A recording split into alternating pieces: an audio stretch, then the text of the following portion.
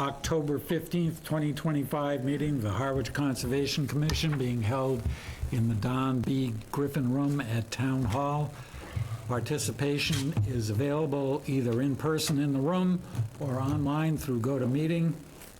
Instructions for logging on to the GoToMeeting portal are available on the agenda, which is published on the Town of Harwich website. We're going to start with the Pledge of Allegiance. I pledge allegiance to the flag of the United States of America and to the republic for which it stands, one nation, under God, indivisible, with liberty and justice for all. Thank you. And before we proceed any further, I'd like to welcome our newest commission member, Susan Sear. Welcome, Susan. Thank you. So the first item on the agenda this evening is a notice of intent from the Town of Harwich for 15 Wales Road, map 73, parcel F1-78, SE 32-2616, for the construction of the Town of Harwich Phase 3A sewer extension project consisting of a pumping station, a sanitary sewer system, and stormwater management. This hearing has been continued from October 1st, 2025. I can speak to it Okay. if you wish. There are representatives in the audience if need be, but the last meeting, the only thing it seemed like the commission was waiting for was to get a DEP file number. There were questions about the limit of, or comments regarding the limit of work kind of becoming a no disturb zone with intermittent stones, which is on the plan. There was discussion a little bit about neighbors dumping on the property, just basically yard waste, and that the town has the responsibility, because we don't know who did it, to take it off. And I've suggested signage be installed along Wales Road regarding the town's dumping regulation. So we kept it open for the purpose of getting a file number. We now have that. So if you have any further questions, or if the public has any questions, it's the last chance to kind of ask them right now. So let's see if any commissioners have any questions. No. Susan, you can't vote anyway at this Right. point, but No questions. questions? Anybody? Any comments from the public in the room or questions? Anybody online? I don't see anything. And I would recommend you close the public hearing, and we can do the orders of conditions now or later. So let's start with a motion to close the hearing and approve the notice of intent. So moved. Okay, second. I'll second it. Further discussion? All those in favor? Aye. 0 and 1 abstention. And one abstention, 401. So, as you said, we have orders of conditions here on the table. Yep, if you want, I can go through them very quickly for Please do. you. This is to hopefully get this project out to bid as soon as possible. So our typical conditions, such as a pre-construction on-site meeting between the contractor and myself.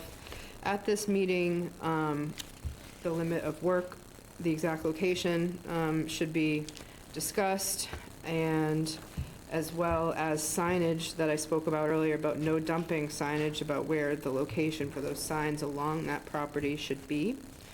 Site is to be cleaned daily. Limit of work is silt fence backed by straw wattles. We can discuss this at the pre-construction meeting. This needs to be installed prior to any start of clearing. Any fill brought in to achieve the approved grade shall be clean, native, and compatible. Installation of a split rail fence or intermittent boulders along the limit of work would stay in place to prevent further encroachment towards the wetlands. Shall be completed immediately following completion of construction. It shall be maintained by the town in perpetuity and not released by a certificate of compliance. The removal of landscape debris piled on the property within the buffer zone to the wetland shall be removed before construction begins. This matter can be reviewed with myself at the pre-construction meeting, and as I stated before, no dumping signage installed along the road that needs to be maintained. There shall be a 1 foot wide by 1 foot deep native stone trench around the roof line of the building to capture any roof runoff. Deviations from the approved plan must be approved by yourself or myself prior to being done. Any disturbed area within the limit of work that is not structure or hardscape shall be seeded with a native grass seed mix composed of rye and fescue upon completion of construction. No fertilizers, pesticides, or herbicides used on this lot. This is to remain in perpetuity. And an as-built site plan signed by an engineer and/or surveyor is required when requesting a certificate of compliance. I would like to change that and say within 3 months of completion Okay. construction. Just because oftentimes we don't get as-builts from folks until years later. And that's not helpful. Comments from the commission? We have no comments. Anything from the public? Hearing none, we can have a motion. Move to accept the order of conditions for project.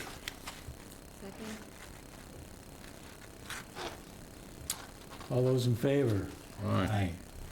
401. Yep. All right, we'll pass that around. You're not going to sign this, we're just going to send that on over to Viv. Thank you. Next on the agenda is a notice of intent for 25 Monomoy Road, map 5, parcel K1-A8, for the construction of an in-ground pool with retaining wall and fill, patio, cabana with a bathroom, drink station, and storage unit. Portion of the work will occur within the land subject to coastal storm flowage. Good evening. Good Lynn evening. Hamlin, representing the applicants who are here. No arrows back there. The project is actually much simpler than the narrative would lead you to believe. I just wanted you to be informed. Actually, the only part of the project that occurs within your jurisdiction is a section of the retaining wall and the associated fill. But it's nice to know what the retaining wall was retaining, and the fact that the pool and the hardscape will all be addressed as if it were within your jurisdiction. So we assessed the property for the presence of a coastal bank. I actually went on site with the surveyor, Dan Speakman, to do it properly. So we looked at elevations, the run-up slope to the 100-year flood elevation, which is contour 11. And that slope was less than the minimum slope required to be considered a vertical buffer to storm and flood waters. Aside from that, it's artificial fill, so I would have eliminated it as a coastal bank on that basis alone.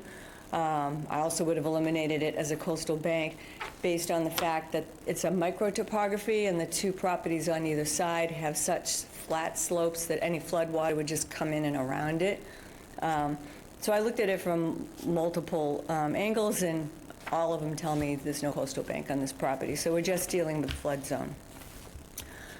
So the proposal is to flatten out the backyard in an area adjacent to the house in order to build a pool, a cabana, a hardscape patio. The wall will be reviewed and approved by a professional engineer. We've addressed the hardscape and the runoff from the construction within the wall. That will, the runoff from the hardscape and as well as the roof will go into a catch basin that's proposed within the fill area. We've also proposed a stone trench along the face of the wall to deal with the runoff that comes from the weepholes from the drainage behind the wall. So there's a 2-foot trench along the whole length of that wall to ensure that there's no erosion down gradient. We're dealing with just a flood zone, so the wetlands interests are limited to storm damage prevention and flood control. as stated in the state regs, and your regs don't embellish or enhance the state regs at all. So you really are defaulting to both the definition and the performance standards of the state regulations. They only address construction, house construction in the flood zone. As of now, it pretty well is moot on everything else. The construction will cause the removal or require the removal of 2 oak trees. There's a number of oak trees in the backyard, so that should not be significant. There is no wildlife interest associated with the flood zone, so it's only water coming up in a coastal storm flood. I'll also note that we're at the upper limit of the landward boundary of the inland flood zone. It's still water rising. There's no wave reflection. There's no tidal action. It's simply this house is in a residential neighborhood, a dense residential neighborhood. It's just at the upper limit of the flood zone, so when the waters come in, they'll slowly rise and reach elevation 11.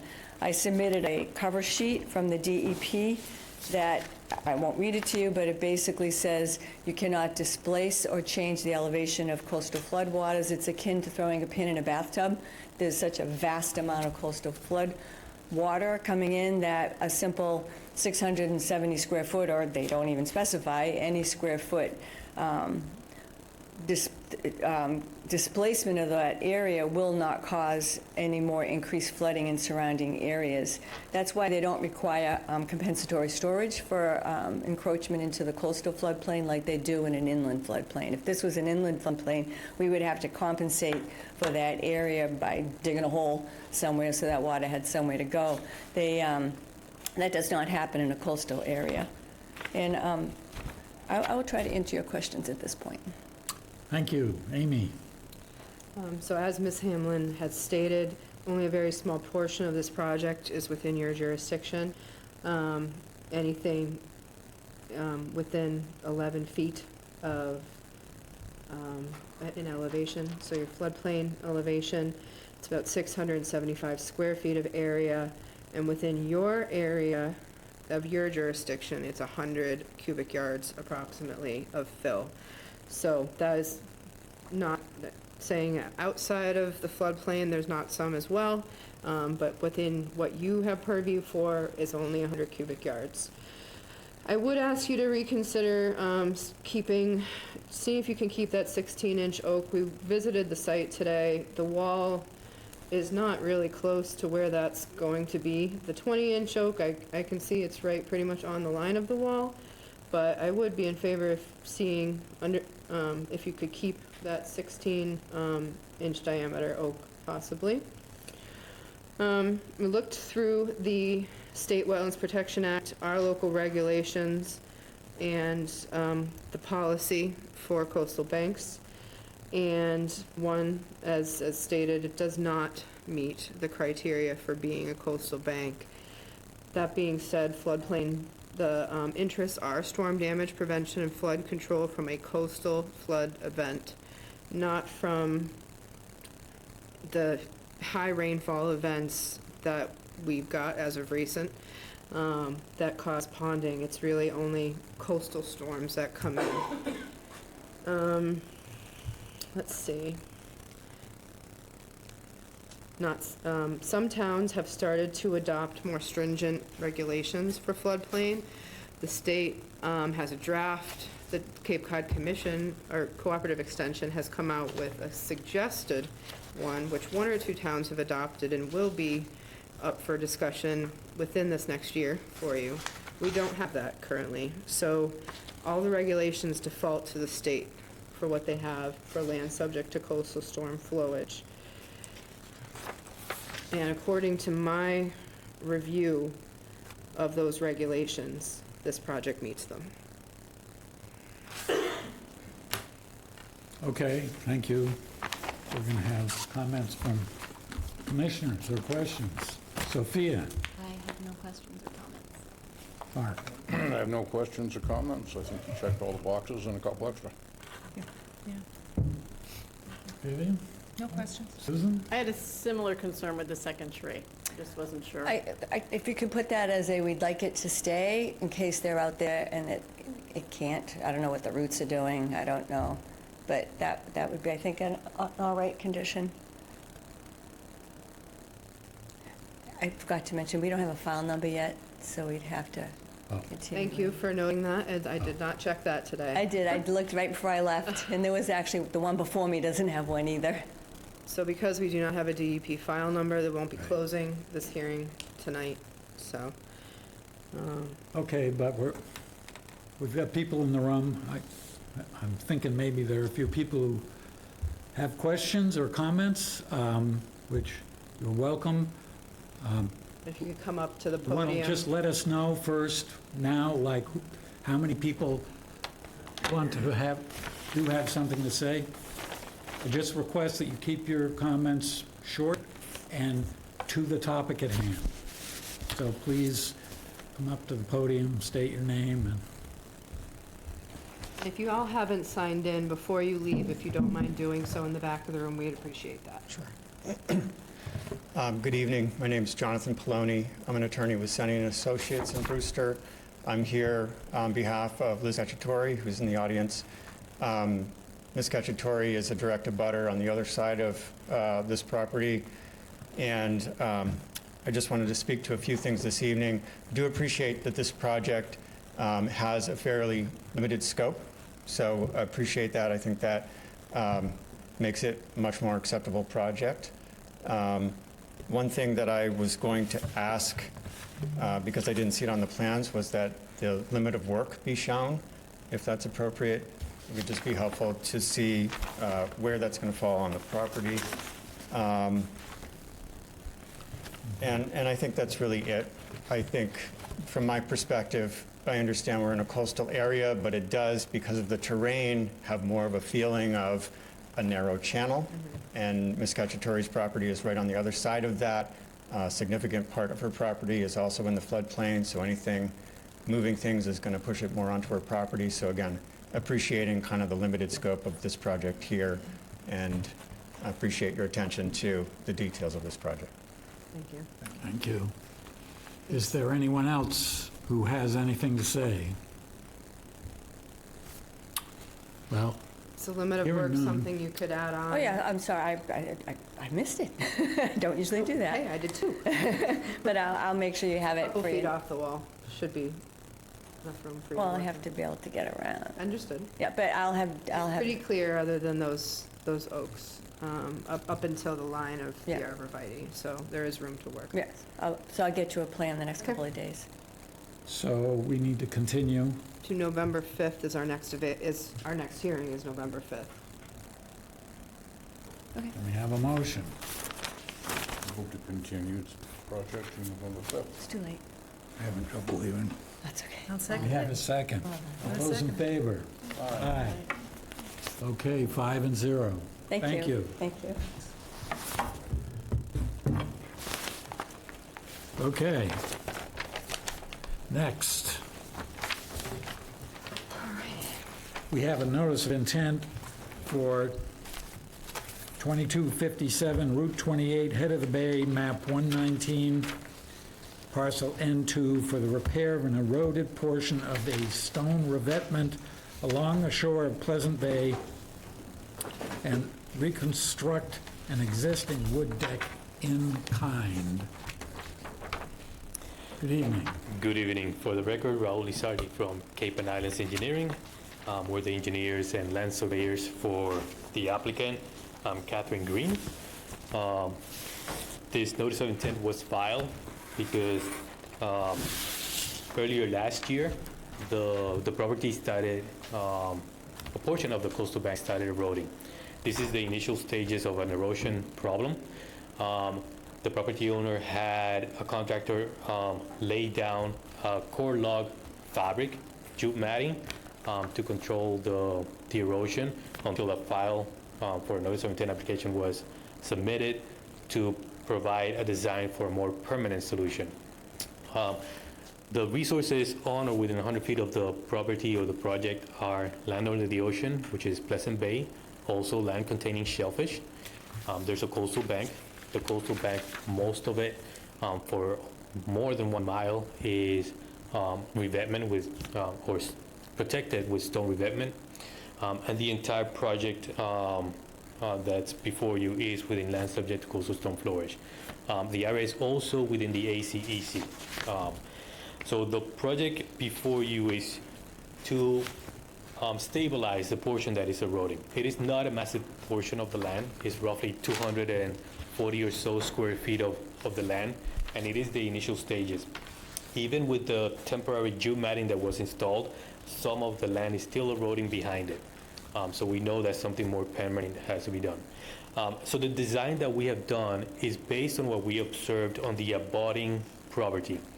So the immediate abutter has a revetment that reaches elevation 10. The revetment on this property reaches from elevation 8.2 to elevation 9. So it's slightly lower. And then the land just behind that revetment continues to slope up. So what we're targeting to do here is to add 1 row of stone to reach that same elevation of the abutting property. So it will be roughly elevation 10 throughout. In order to do that, what the contractor has to do is remove the existing capstones. The capstones are the ones that are fairly flat. So remove that capstone, install the new row of stones in place of that capstone, and then reset the capstones on top of that.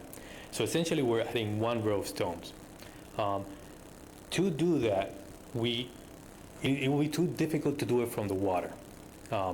Barging here will be grounding, and it will be more detrimental to the resources. So what the contractor provided to do is to access from the land.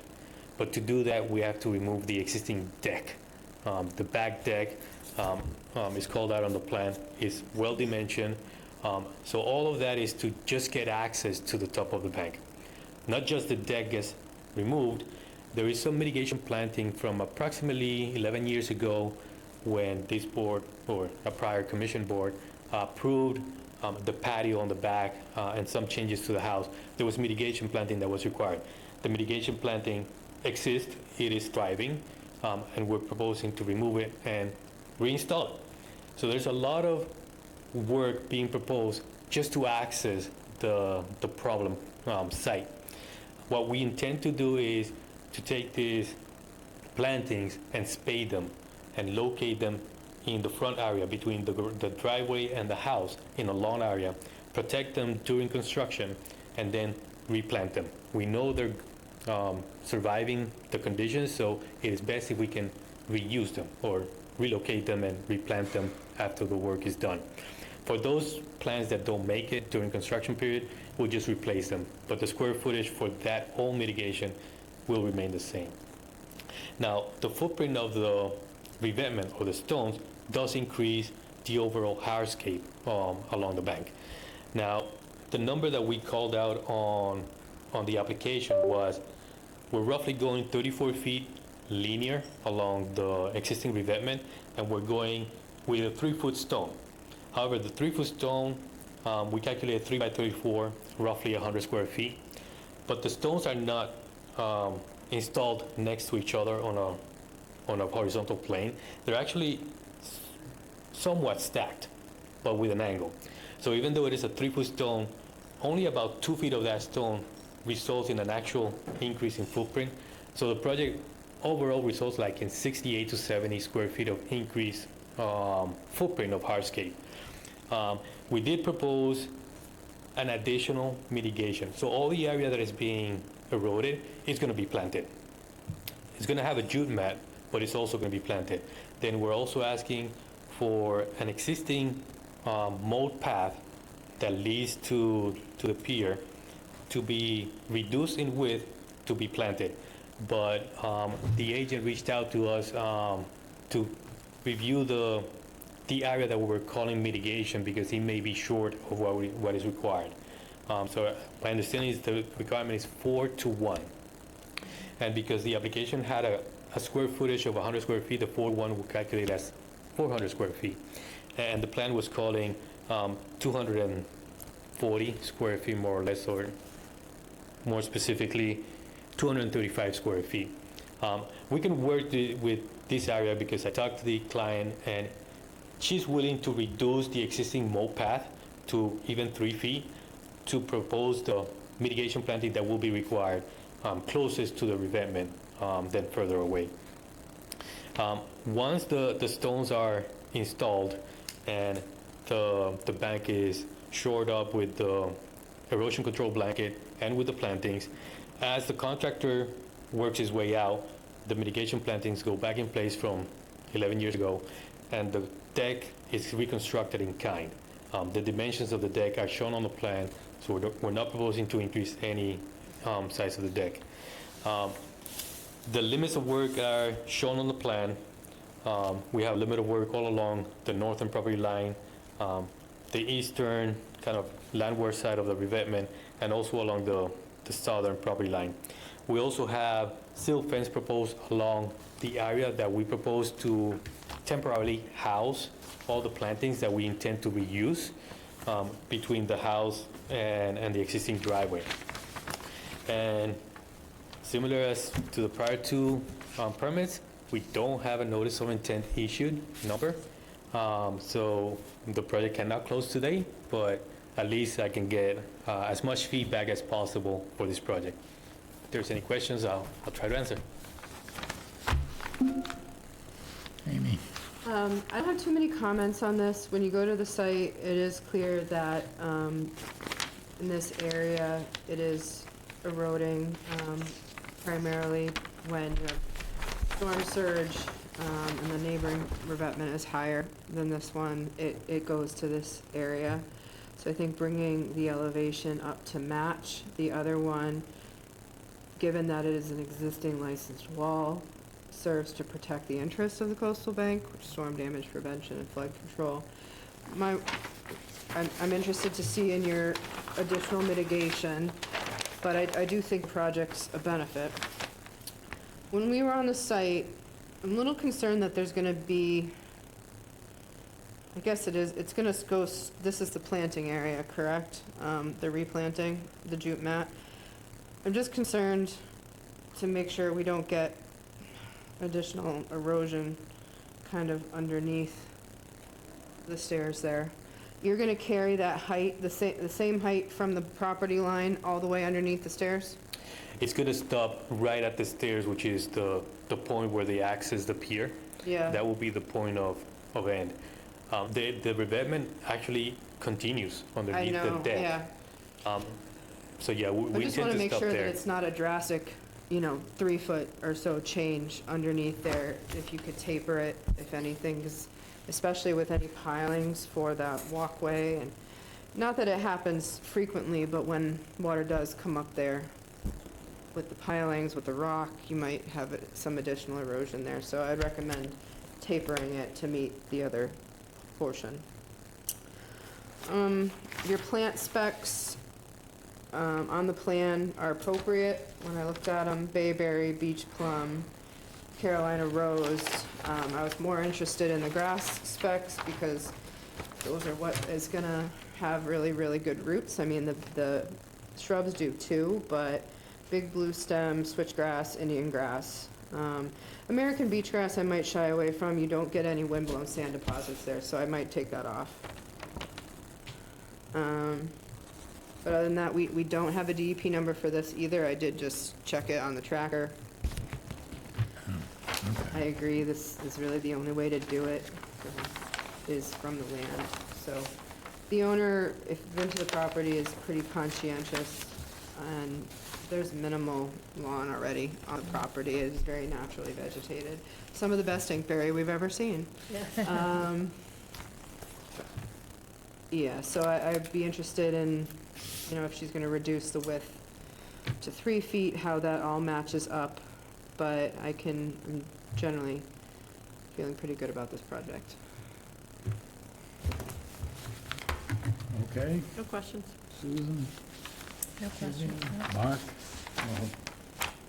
No? So we need to continue, and does November the 5th seem Fine with me if it's fine with acceptable? them. Yeah, I mean, Anybody else really in the room, no questions? Nope, none from the back. And I guess the only thing we're really waiting for is the number, because we can agree with all the recommendations that the agent just mentioned. The transition from the 10-foot to the 8 feet at the point of the pier, that's something that will have to happen, because Yeah. we don't want the stones above the pier, of course not. And yeah, we will reinforce that, that mitigation. So shortening the path to 3 feet by 34 feet, that adds another 34 feet of mitigation. And I can easily remove the beach grass from the list of plants. But most of the plants that we chose are the plants from the planting list from 11 years ago. Yep. And they're doing very good, so no reason to change them. If you don't have seaside goldenrod in there, that's always a good one to add. Maybe switch out the beach grass with seaside There goldenrod. was some today. I don't There's know a if little there's bit there, but it's on the list. So those are really small changes. We would just need any updated plans the week prior, which I think is the 29th. Just 9 copies of a revised plan and an electronic copy. Look at my calendar fairly quickly here. Yep. On the 9th, Yeah, and November 5th is our next hearing. November.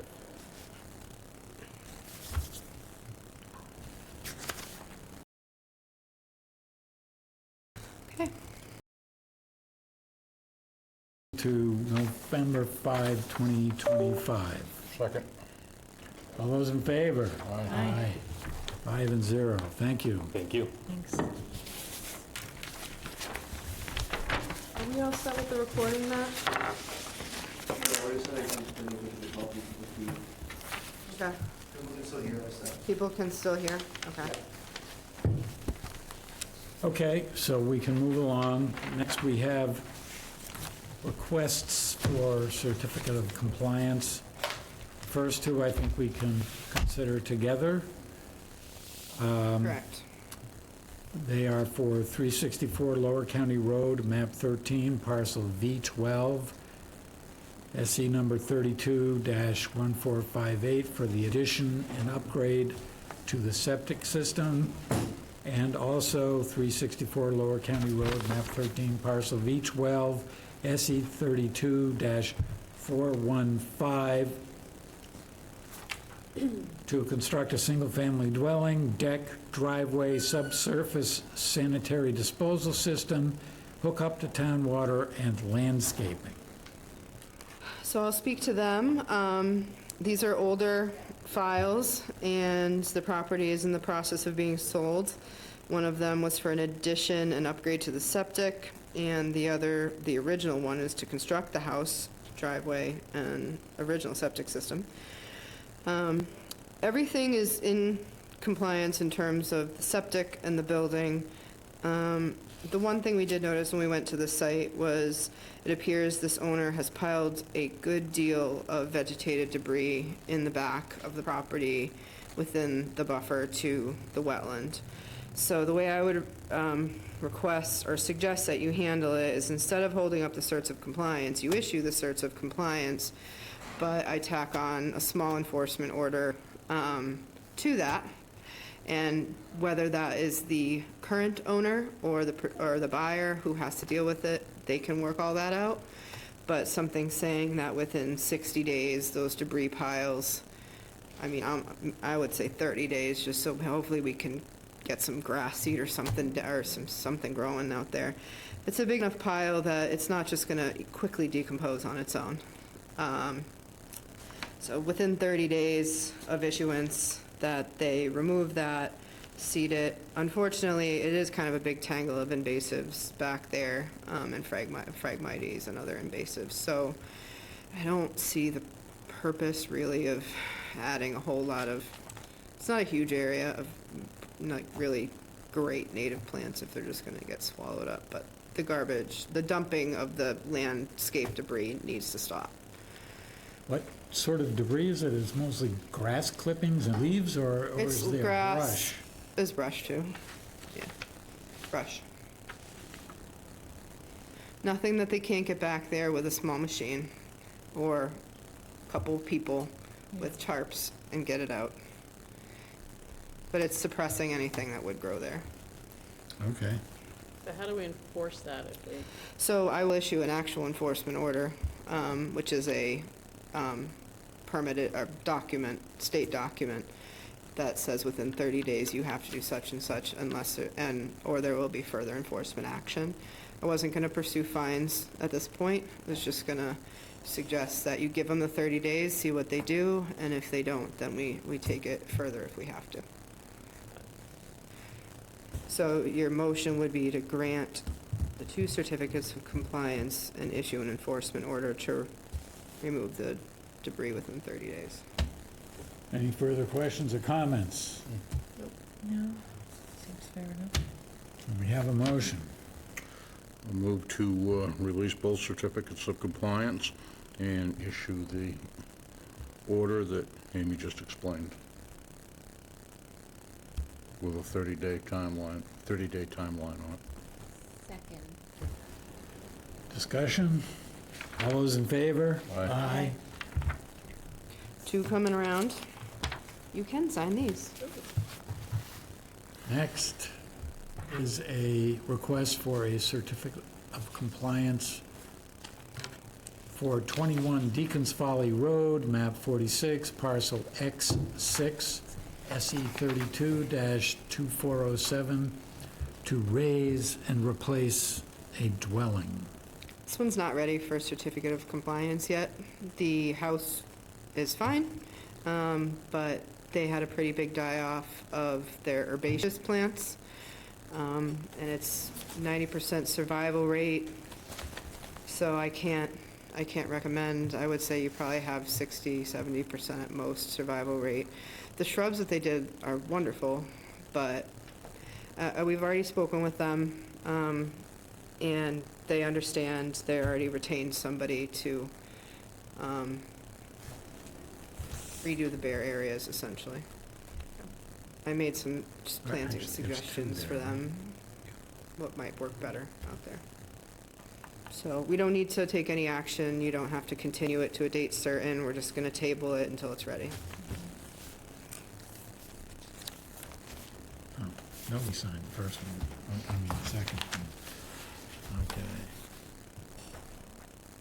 All right, so we're tabling Deacon's Folly. Next, we have a request for a certificate of compliance for 23 Walker Woods Drive, maps 94, parcel A5-5, SE 32-1189, for the construction of a single-family dwelling and associated grading.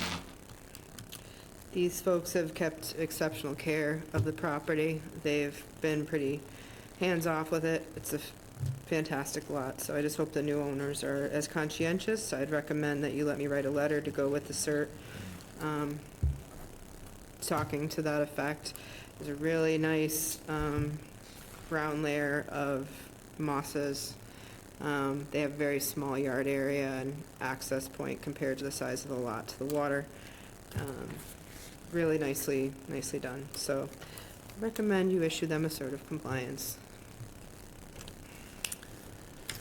All right, I'll make a motion to issue a cert of compliance for 23 Walker Woods Drive, map 94, parcel A5-5, SE 32-1189. Second? We'll need one more on there, at least. Okay, moved and seconded. All those in favor? Aye. Go. 5-0. Next, we have discussion and possible vote for a letter of support for the CPC application for a study of Hinkley Pond. So brought this to your attention last time. I had literally just finished it the day before the application, so gave you some more time to review it. It is on your table tonight. It also was online in Dropbox. So basically, we're, Stephanie, the Natural Resource Director, and I would like to request community preservation funds to do a full assessment of Hinkley Pond. Hinkley was treated in 2019 after years of harmful algal blooms. It was moderately effective for a little while. But even after 2 years of treatment, the person doing the professional monitoring expressed the need for a lot more future monitoring because it was not responding as well as they had hoped it would. And then last winter, we had an algae bloom in the middle of winter. It doesn't make sense to Stephanie or I to just continue the same old monitoring, which is costly in and of itself because it's quite a bit. If you look at your orders of conditions, it's pretty beefy what you have to do. We think we unfortunately have to go back to the drawing board and do a full assessment, look at the inputs, look at the sediment in there. So we're applying for community preservation funds to do that. We got a proposal from School of Marine Science and Technology, who are the best in the best to do this. And they're excited to work with us. They gave us a amount, well, I put a 10% contingency. We're asking for $138,000, so it's a lot of money. We're also in violation technically of the orders of conditions because it was a 10-year monitoring period that you put on this project, and the town only did 2. And that was outside of my control. So this is a way to start getting us back on track with that as well. So I'm happy to take any questions. I'm hoping your support doesn't necessarily, it just means that you support the application going forward. So I wrote a letter in hopes that you would be okay with it, but I would love to answer any questions that you have. As part of the community preservation process, they do look for letters of support from applicable entities. Which we will do, from the Ponds Coalition standpoint. Yes, so the Ponds, Susan is is the head of the Ponds Yeah. Coalition, so we already talked about it the other day, so. I'm asking the commission, and I will be going to recreation as well. Questions, comments? I mean, I support it. I think it's a good use of funds. I guess I wonder, like, with this study, are they going to give us something to go off of for, like, because I would imagine we spent the money, we did the alum treatment, we want to know, is this the right solution while we do sewering and all of that stuff?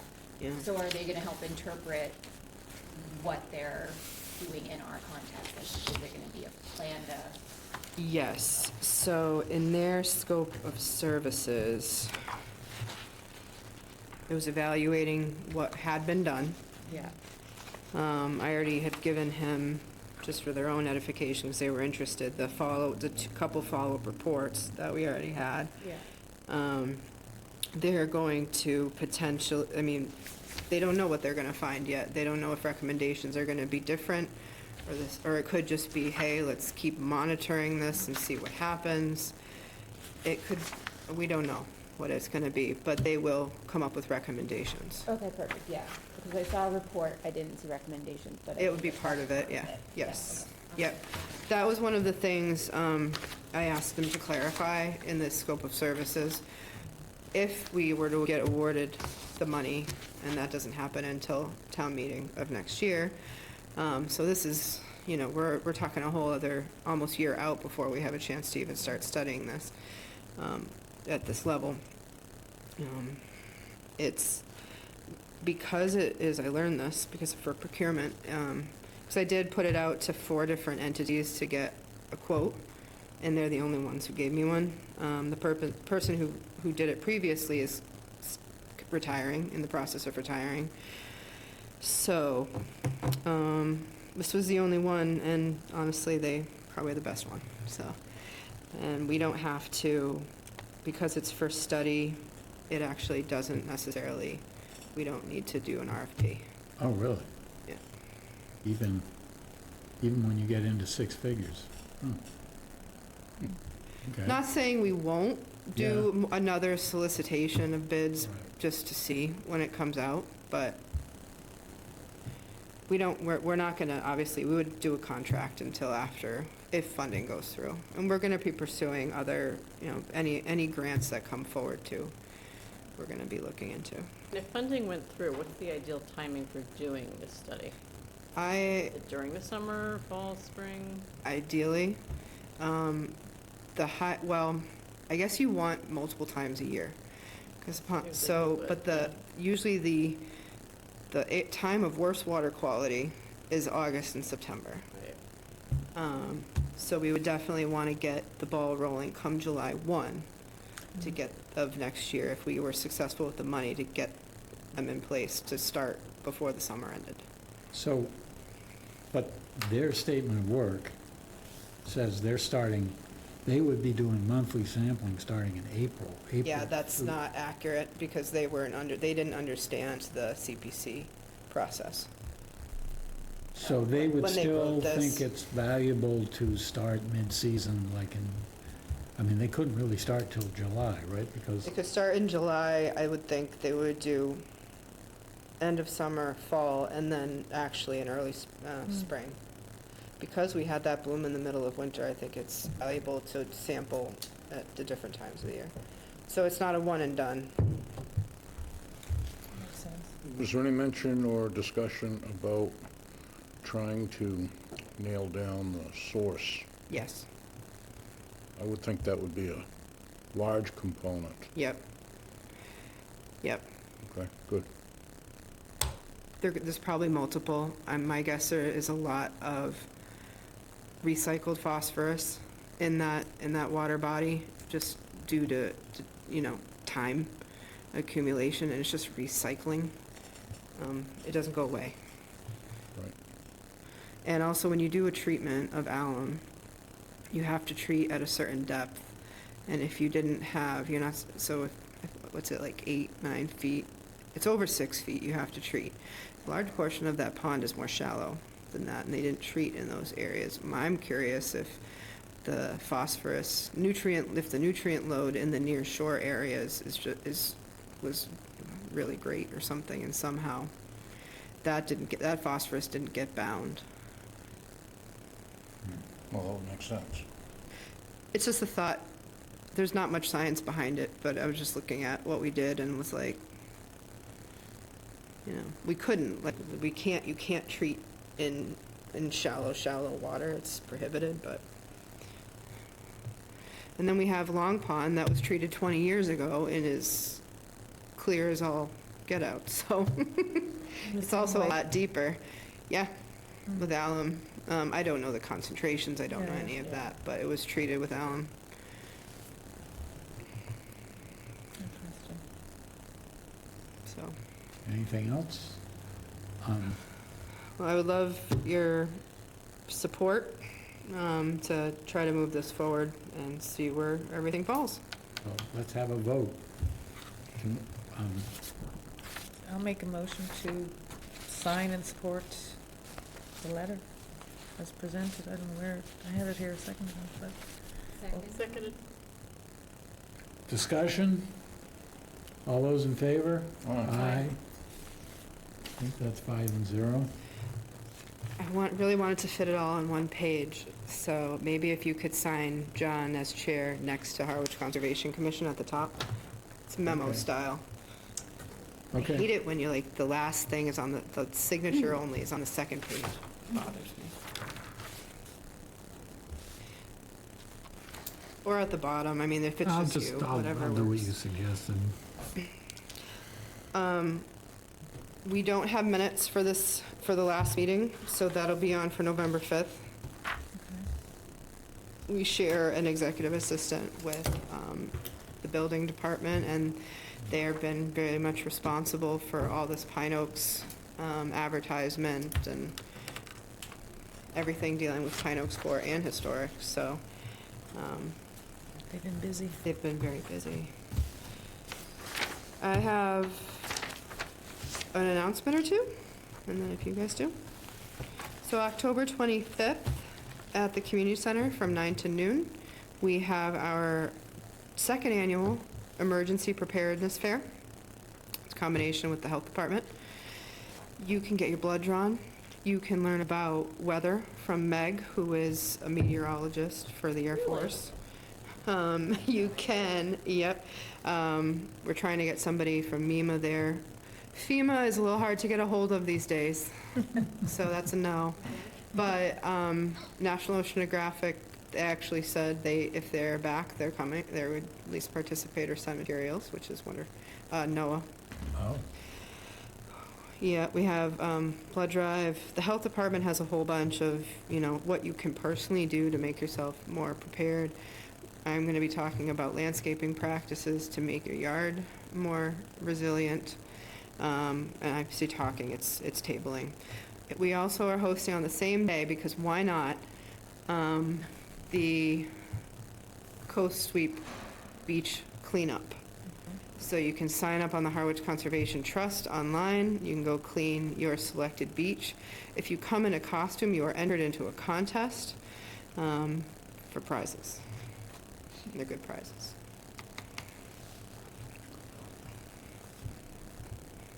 I forget what else. We're going to send out the flyer, but we have about 15 organizations coming. Red Cross is coming. If the bin downstairs, right by the exit door, we're collecting toiletries primarily, or personal care items for the family pantry, because we called them. They're coming. We said, what do you need? And they said, well, we have so much, we have enough food, but we really need personal care items. So there's a bin, we'll be collecting that day, but there's also a bin here at Town Hall and at the community center for them. Is there a flyer online, like on Instagram or anything like that? Facebook, I don't think we have an Instagram page, but it is on our town, the health department has a Facebook page.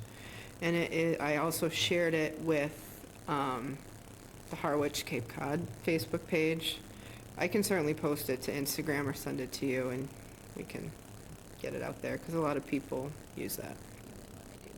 The only one I do. Yeah, yeah. We're trying to get it out there, and again, we're doing a blood draw too, which hopefully will bring some folks out. And yeah, it should be a really good time. okay. And talk to some pros in the field of emergency preparedness and climate change. Did you say where it is? It's at the community center in the gym, 9 to noon on the 25th. Okay. Come see us. Is there 2 announcements? I think I said 1 or 2.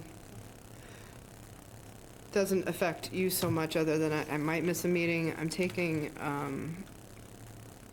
a class with FEMA, hopefully, over at their National Fire and Disaster Preparedness campus. It's a 4-day class, and it's in February. And the hope is that I will pass my coastal floodplain manager exam there and be the floodplain manager for the town, Oh. which is good, a good thing. So, Awesome. because I've been trying to study like here and there, and you can just take the test. You have to go to like New Bedford to do it, but you can just take the test. I'm terrible with tests. I'd rather just take a 4-day crash course, get it done, like when it's all fresh, and just do it. So it's free actually to government officials, Really? and they pay. I get to stay at some college in Cool. a dorm. Nice. You live in the glory days. Yeah. That changes as it is a rest, as they say. I don't think we have too much else now. We have a lot. Our AmeriCorps member will get selected for serving with us in the next week or two. They'll start the last week of October. We're serving 2 days a week with our department this year for 10 months. And doing a whole host of projects, from land management, helping with land management, a lot of outreach, water quality, like public education type stuff, plover monitoring. So we're in really good shape right now. Great. I have something, I just wanted to bring up the DPW salt thing again. Oh yes, thank you. It's coming time. It's coming time, I'm sure they've already ordered everything. Oh, it's already mixed. I've been back inside the barn. Thank you for reminding me. DPW salting practices. What are they? Why can't we do sand? When you say mix, are they mixing the salt They and mix the sand? salt and sand. Okay, There's a heavy concentration of salt in there, yeah. which Stinks is of not pop- great for the soil, pH. Bugs No, feed it's it. not great for anything. What are they? Can we use less salt?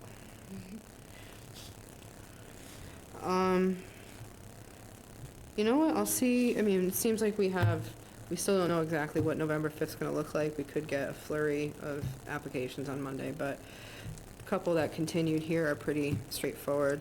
I'll see if, I know the directors had to take some time off from DPW for a bit, but I'll see if we can get somebody to come and just have a discussion about what their practices are, maybe what your concerns are, see if there's anything that they can do.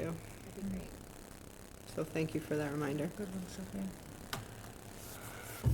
Anybody else got anything? Anything else? Not I.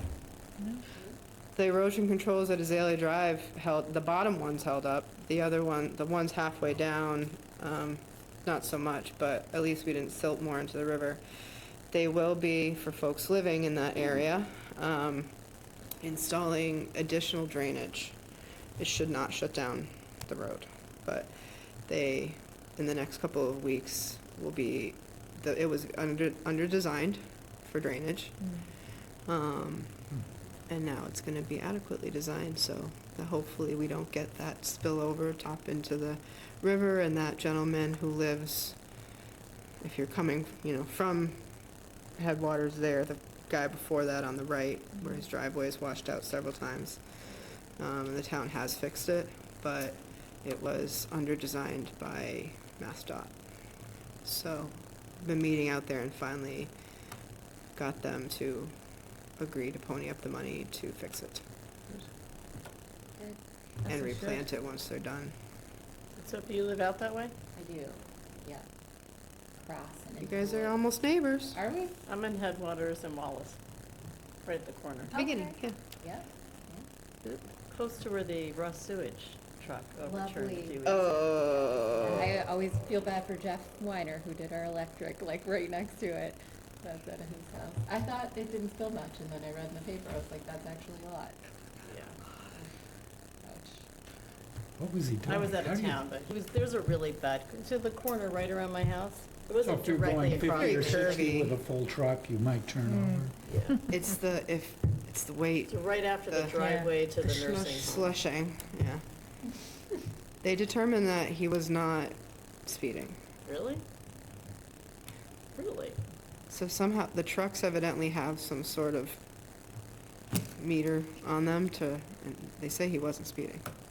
Was he too full, maybe? He was too full. He was too full. Oh. He definitely had too full, he was very full, put it that way, going around a curve. And even if he was within the speed limit, maybe that was too fast to be going around that Yeah. curve Yeah. with a full truck. That's a bad curve. Ouch. All right, folks, anything else? Okay, This we is could have a wonderful. motion. I will make a motion to adjourn the meeting of the Harwich Conservation Commission of October 15th, 2025. It's October 15th, isn't it? Yes, it is. Just Second. checking. Seconded by Sophia, all in favor? Aye. Aye. Okay.